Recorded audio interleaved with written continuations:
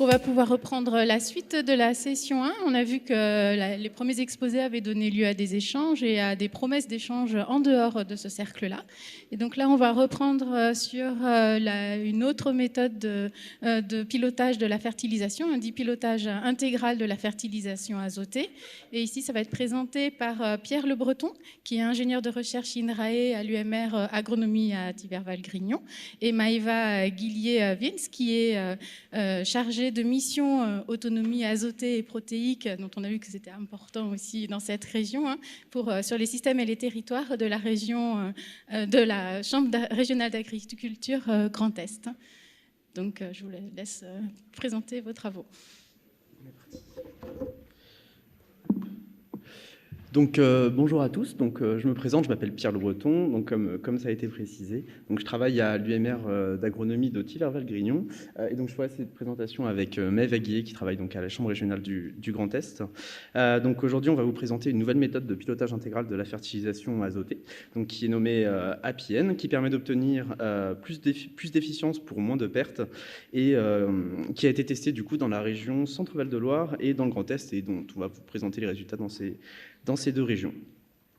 Donc pour commencer, je vais vous présenter un petit peu les principes de la méthode APN. Donc initialement, pour la méthode APN, on n'estime pas de reliquat sortie hiver, on ne fixe pas d'objectif de rendement, et donc on n'a pas de calcul de la dose totale a priori.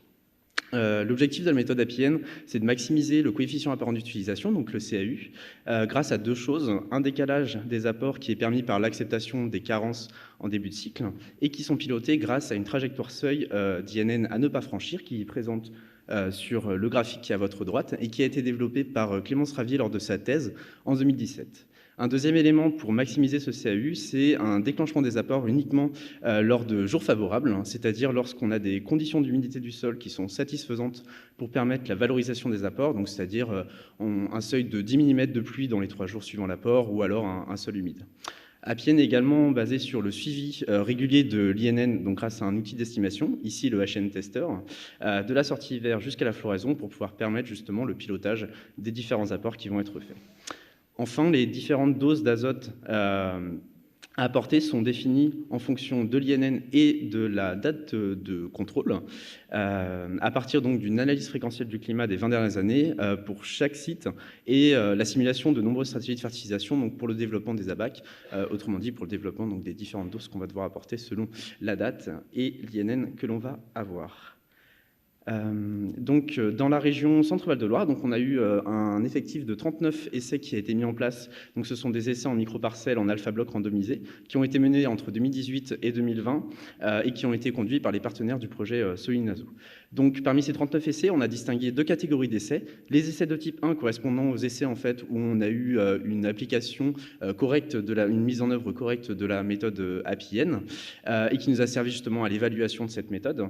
Et on a de l'autre côté 19 essais qui correspondent à des essais dits de type 2, qui correspondent en fait aux essais où on a eu parfois des écarts, on va dire, de mise en œuvre de la méthode APN et qui nous a permis de tester sa robustesse. Donc APN, il a été dans la région Centre-Val de Loire, on a eu une diversité de situations dans laquelle APN a été testé. On avait 9 types de sols qui étaient différents, 7 précédents différents, 13 variétés dont un essai où on avait un mélange de variétés et enfin 4 types de travail du sol différents, dont un quart des essais pour lesquels on était dans une situation où on avait on était en non-labour permanent.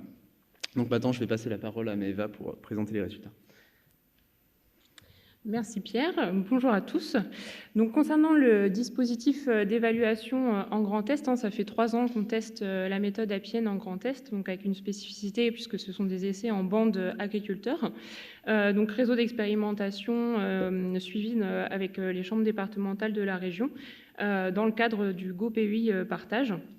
Donc effectivement, sur les 3 années d'expérimentation, on a eu une évolution dans le protocole de la méthode, puisqu'en 2019, on était essentiellement basé, on travaillait en fait sur la préconisation des doses avec des ABAC qui étaient calés sur le stade du blé. C'est seulement en 2020 où on a intégré des ABAC avec les pédoclimats et l'analyse fréquentielle du climat, mais qui étaient relatifs à la Bourgogne-Franche-Comté. Et en 2021, on a pu tester la méthode avec des ABAC spécifiques Grand Est. Et donc, vous voyez ici le réseau de parcelles qui est dans divers contextes pédoclimatiques, représentés par les petites régions agricoles simplifiées là, sur la région, avec aussi divers précédents culturaux. Donc, concernant les résultats, en fait, on a décidé d'évaluer la méthode Appienne sur 3 postes. Donc, un premier qui est la stratégie de fertilisation, donc en regardant la date du premier apport, le nombre total d'apports et la dose totale comparativement à la méthode du bilan et la méthode Appienne. Les performances économiques en s'intéressant là maintenant au rendement, au taux protéique et à la marge partielle. Et concernant la marge partielle, on a pris en compte le prix de l'azote du blé, la bonification en fonction du TP et le coût de passage des tracteurs lors des apports, étant donné qu'on a aussi une différence sur les nombres totaux d'apports. Vous avez là le petit référentiel de prix qu'on a utilisé pour évaluer. Et troisième poste, la performance environnementale. Donc là, on a estimé les pertes d'azote à l'hectare sur les 2 méthodes de pilotage et les émissions de gaz à effet de serre par hectare et par quintal de produits récoltés. Où là, du coup, on a estimé les émissions de GES liées à la fabrication et le transport des engrais, mais aussi aux pertes de N2O estimées par le CAU dans le cas des essais avec T-0 azote. Et on a pris en compte aussi le passage de tracteurs lors des apports. Donc, concernant les résultats sur nos 2 dispositifs expérimentaux, donc vous voyez à gauche les résultats en micro-parcelles, donc en centre Val-de-Loire, et à droite en bande agriculteur, du coup en Grand Est.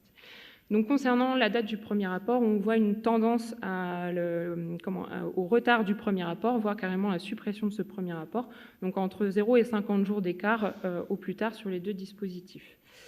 Concernant le nombre total d'apports, on a aussi une tendance à la diminution des nombres d'apports, donc avec des pourcentages sur les différents essais en fonction de 2 ou 3 apports, donc une tendance à la réduction du nombre d'apports sur les 2 dispositifs. Concernant la dose totale, elle est réduite de 16 unités en centre Val-de-Loire, différence significative pour cet essai-là, et réduite de 25 unités en moyenne en Grand Est. Concernant la performance économique maintenant, donc on n'a pas constaté de différence de rendement sur les essais. On avait des écarts non significatifs entre la méthode du bilan et la méthode Appienne.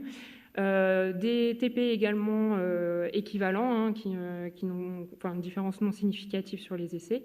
Et du coup, une marge partielle, par contre, là, en tenant compte du coup de la différence de dose totale et de ces performances de production. Donc, une marge partielle équivalente en centre Val-de-Loire avec un écart de moins 2 € à l'hectare et une moyenne de plus 38 € à l'hectare sur la marge partielle en Grand Est. Concernant maintenant les performances environnementales, donc elles sont réduites significativement de 9 unités en centre Val-de-Loire, tendance aussi exprimée en Grand Est avec une réduction de perte de 36 unités en prenant en compte du coup les essais avec T-0 azote qui nous ont permis d'approcher le CAU. Concernant les émissions de GES, elles s'en découlent aussi de ces pertes. Elles sont réduites de 627 kg CO2 équivalent à l'hectare en centre Val-de-Loire et jusqu'à du coup 1895 kg équivalent CO2 en Grand Est, soit entre moins 26 et moins 39% de pertes de GES. Et donc du coup, si on traduit ça par quintal de produits récoltés, de moins 28% à moins 40% de pertes évitées. Donc, pour faire un bilan là, sur ces résultats, on voit qu'on a un maintien des résultats tant quantitatifs que qualitatifs avec ce pilotage intégral via la méthode Appienne, et donc forcément des performances économiques et une diminution des pertes d'azote vers l'environnement et des émissions de CO2. Donc, ça nous permet de dire que le pilotage intégral permet de réduire à la fois les risques de faible CAU, et étant donné que voilà, on apporte l'azote au bon moment pour la plante où on en a besoin dans des conditions climatiques favorables, et pour son utilisation et son utilisation, et aussi de manque d'azote préjudiciable à la production. Donc du coup, Appienne permet de dépasser l'opposition classique entre la production et le respect de l'environnement. Donc voilà pour les résultats qui montrent la robustesse de cette méthode dans différents contextes pédoclimatiques, avec aussi voilà, des parcelles en mélange variétal. Donc je relaisse la parole à Pierre pour vous parler de la robustesse dans l'adaptation de la méthode.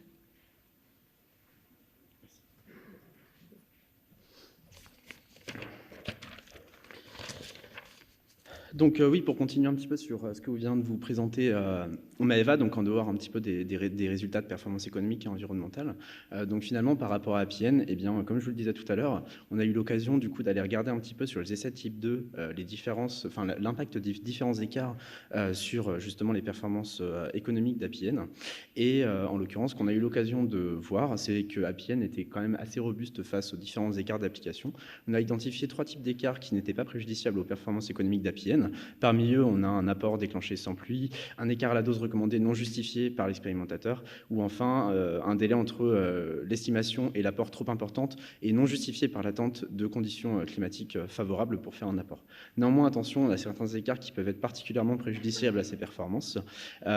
Typiquement, on peut avoir du coup le décrochage de l'étalon sur le fertilisé qui nous permet du coup de déterminer l'INN et qui engendre une surestimation de celui-ci, ou encore un arrêt précoce ou un départ trop tardif du suivi, ce qui engendre potentiellement de louper un apport et donc d'avoir un impact négatif sur les performances.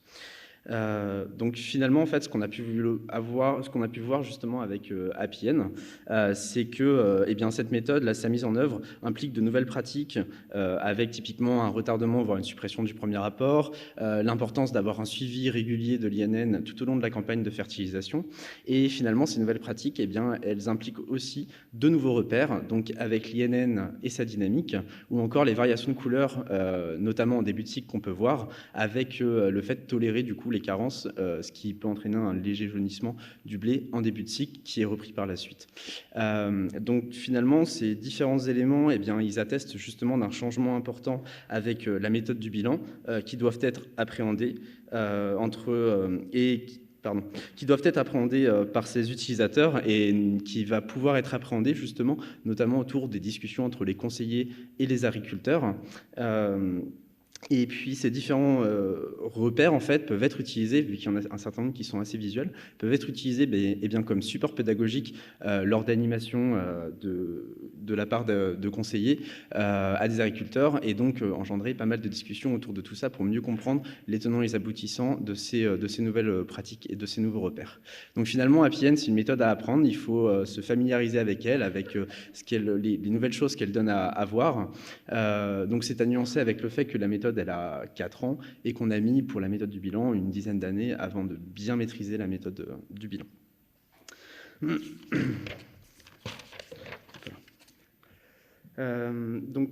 Par ailleurs, on a le déploiement d'Appienne qui continue. On est actuellement en train de développer une application smartphone pour justement aider à la mise en œuvre d'Appienne.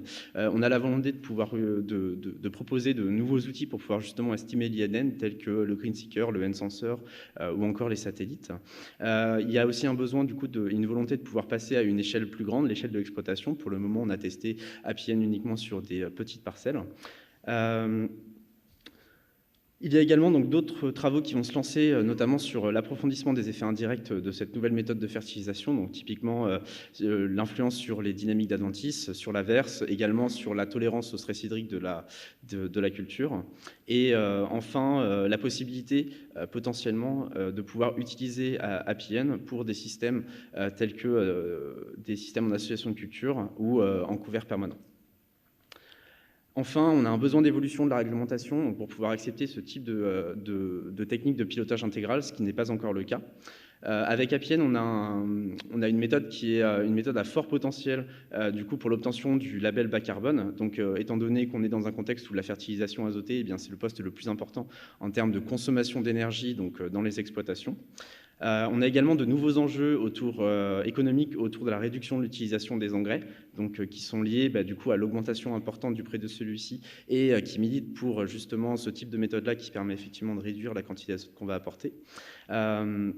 Et enfin, on a pas mal d'essais qui ont été menés justement en France, en dehors du coup de nos 2 régions. Et donc dans le projet d'une synthèse nationale, eh bien, on voulait vous proposer, si vous avez conduit des essais du coup avec cette nouvelle méthode, eh bien, n'hésitez pas à nous contacter. Donc soit à me contacter moi, soit à contacter Raphaël Pau qui est ici dans la salle, qui travaillera et qui prendra la suite de mon travail. Merci à vous et on reste présent pour vos questions.